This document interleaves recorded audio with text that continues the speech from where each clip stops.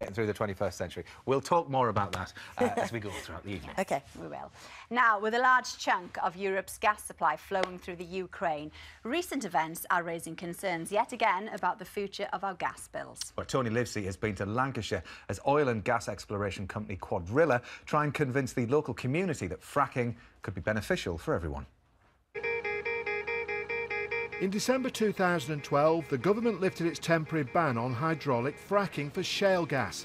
One of the most recent locations to announce plans for 2 new exploration sites is in the Fylde area of Lancashire. And one of those proposed sites is here in this field. But fracking causes a fierce debate. Is it a brilliant boost for the local economy or a potentially dangerous step towards destroying the local environment? We've gathered together this group of local residents who are largely in two minds about whether fracking should happen so close to where they live. At the moment we've got a house for sale and I'm obviously worried about selling the house, what it's going to do to our property prices. But I know there was a couple of earthquakes in Blackpool and they put it down to fracking.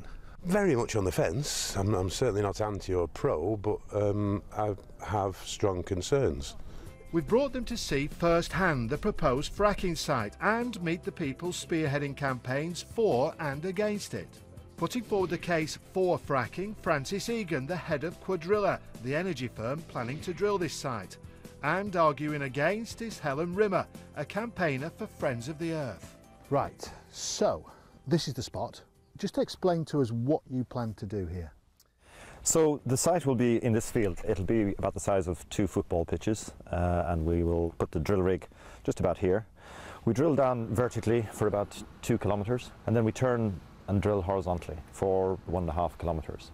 We then move the drill rig away and we bring in the fracturing kit, which is basically pumps, and we will fracture the rock, and that allows the gas to flow out of the rock and up the wellbore. Just about 25 metres away from here is the main national transmission gas line, and from there it's into every house in the country. Helen, just your initial reaction to what you've heard from Francis. Well, we're in the middle of farmland, really important farmland, dotted with villages. We have the Ribble estuary that way and the Wyre estuary that way, both of them internationally important for wildlife. So this is a completely unsuitable area for intensive shale gas drilling. The real risks are what's happening underground with multiple wells, and this is the first time they'll be fracked in this way in the country. So this is a real test area, and the community here are a guinea pig in the fracking experiment. 2 miles away from this site, Quadrilla own and operate a conventional gas production facility. They want to show it to our local residents, saying it will help them visualise what they say the shale gas sites will look like once drilling's been finished and they're supplying gas. This is what a wellhead looks like, so if you could imagine 4 of these. But, say opponents, before it got to that stage, there had been major disruption for people living nearby, including a constant stream of lorries coming and going. In the long term, a government-commissioned study has suggested up to 3,000 sites could be fracked, providing up to 1/5 of the UK's gas supply. 2 more brews, who was on coffee. Now on neutral ground and over a cup of coffee, both sides set out their arguments. We think this is a very highly risky process for the local environment and for the health of communities living nearby, but we also think that it's very damaging potentially to our climate, and we need to address climate change and move away from fossil fuels. I'm not a climate change denier. I do accept that we should be trying to reduce our fossil fuels, and I actually believe that natural gas is essential in doing that. The European Commission has done a study and they found that there's high risks to groundwater contamination, to water supply. We will only use fracturing fluid that is non-hazardous to groundwater. If it does not get a non-hazardous to groundwater rating from the Environment Agency, we will not use it. I understand your concern. Well, it'll be Alpha Piper, Deepwater Horizon, whatever. Yeah. We don't want disasters. You don't. No. It's all about money in the end of the day, isn't it? If you can do something where you think, well, that's enough, you're only going to go that far. We will not take the risk of not doing it. It just doesn't make business sense. You talked about the benefits, you don't talk about the amount of water that this is going to use, the amount of chemicals that will be used in the wastewater treatment. If we don't exploit our own resources, and I appreciate you don't think we should, we will import the gas. You're assuming that's the demand and an increasing demand for gas, whereas we need to reduce our demand. Before we started, 6 of our residents were undecided and 2 were generally pro-fracking. After today's exercise, 1 is now against, 2 are undecided, but 5 have changed their minds and are now in favour of fracking.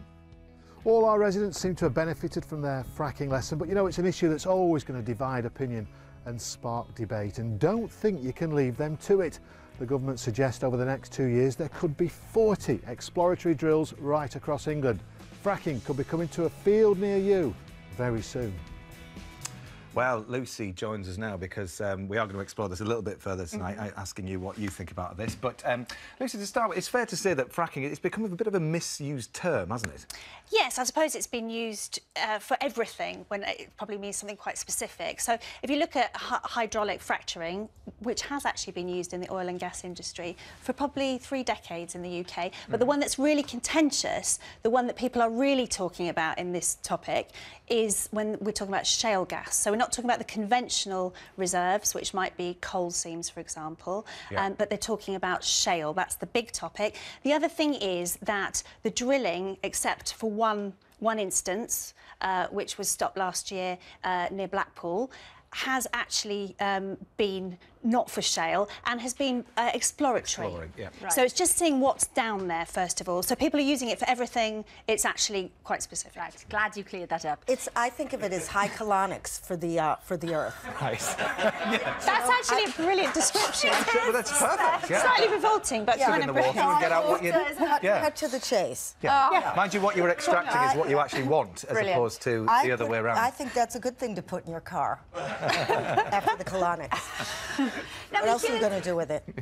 Hey, Very that's true. a whole Very different true. subject. That's a whole It's coming out like that. Is that what happens in America? What? No, is that what happens in America? Because Fracking? No. We frack all the time, but we have a different meaning.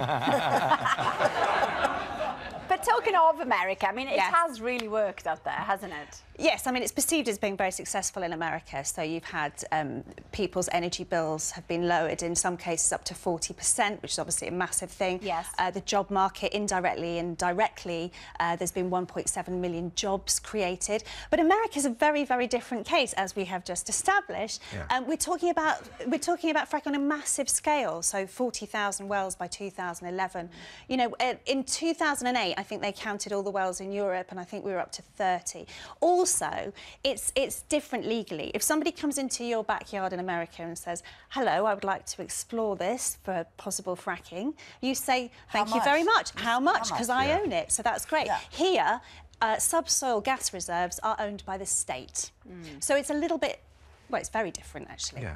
Well, we heard Francis from Quadrilla there and also Helen from Friends of the Earth going through some of the pros and cons, but let's just reiterate some of those, Lucy.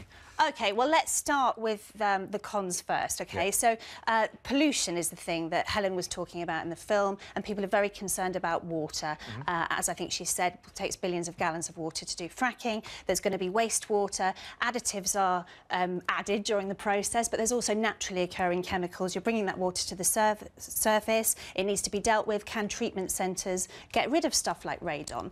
So there's lots of pollution. Also things like, people have talked about it who are anti-fracking, about the industrialisation of the countryside. If some reports have suggested we would need up to 3,000 wells or near 3,000 wells, and you think of all the lorries and all the infrastructure that's needed, air pollution as well. Carbon, I think this was in the film as well. We're supposed to be decarbonising. This is essentially a fossil fuel, so you've got extra carbon emissions. And financially, if we look at trying to keep the gas in the UK, what our energy market encourages is for you to sell it to the highest price. So if it was fracked, would it then be sold? Right, OK. So all of those things. Oh, and earthquakes as well, because people are very worried about earth tremors, which have happened. So there's a list of things. There's a list of positives. Yeah, there are. Yes, the pros then. The pros. Pros are we won't have a lot of wars with our cousins over in Saudi Arabia. Call me crazy, but I think that does a lot. That is exactly one of the pros that people should are talking about. in Notting Hill Gate, because everybody's digging down anyway. You must be close. They're almost at the Earth's core now for kitchens. That's right. So while you they're talk down about there, this in your book, don't you? People digging down. I digging never down, said digging that down. in my book. I'm just saying it now. All right. I never said that. You should have put it in your book. Yeah, I'll put it in. I'm actually going to make an underground vineyard. That's where I'm going. So it's there anyway. Frack them away at W11. Why not? W11, that's but no, seriously, the pros, come on. We need to take the... So, I mean, it's as Ruby says, people talking about energy security, which is obviously, you know, some estimates, some reports have said we could get a fifth of our energy needs from shale gas, from fracked gas. So, you know, that would be a massive thing for energy security. Also, financially, for the economy, one report's put 230,000 jobs, indirectly as a consequence of this. And for the communities who, where this will take place, £100,000, this is what's been offered by the companies, when they start exploratory drilling, and then 1% of any profits if the shale gas could go ahead. And I've seen one report that puts that about £5 to £10 million per well. Wow.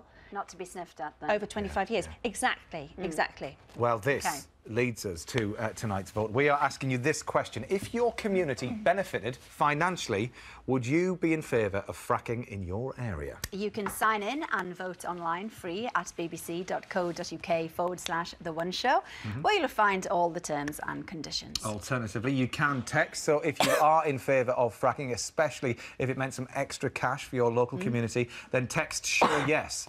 Or if you are just dead against it, text sure no to 60011.